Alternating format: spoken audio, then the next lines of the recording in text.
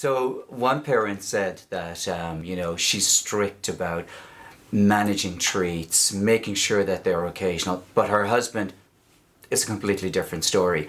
And that's a really, really common scenario. So it's kind of like that good cop, bad cop scenario. And even though it's common, it really needs to be challenged. So one of the things to do is to really try to co-parent.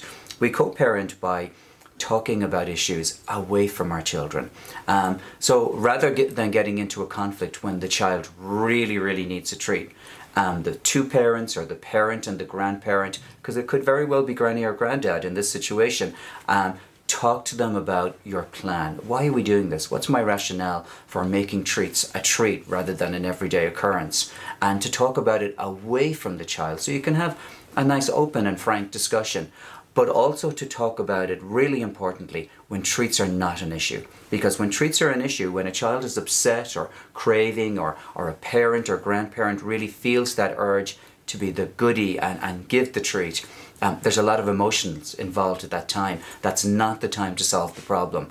Solve the problem later on, another time, when the child's not around. Talk about your rationale, and maybe also remember that there may be room for compromise there. You might have to compromise a little bit as well.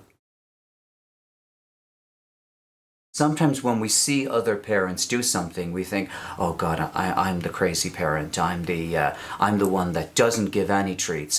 And that's a feeling very, very much in the moment. But also something to think about is, what do I want for my child? To think about what you as a parent actually want for your child. And what you want is a child who can manage treats, who can see treats as occasional and as something that doesn't happen after every match or before bedtime, or it's the payoff for eating a healthy dinner, then you really need to stick to your principles. But it's about kind of saying to yourself, what do I really believe? Because we're each parenting our own child the way that we feel is the best way, that we're doing it for our family, and to stick tight with that. But also, if your child challenges you, because that could be, Oisin's parents give him treats whenever he wants, or Rachel's parents let her go to the freezer or the kitchen press anytime she wants, to say, well, I don't know if that's true, and to challenge your child, to challenge that evidence. Do you really think that's true? Do you really think that Rachel's parents allow her to do that? And do you think that's a good idea? And it's funny, in those situations, children can really come around and have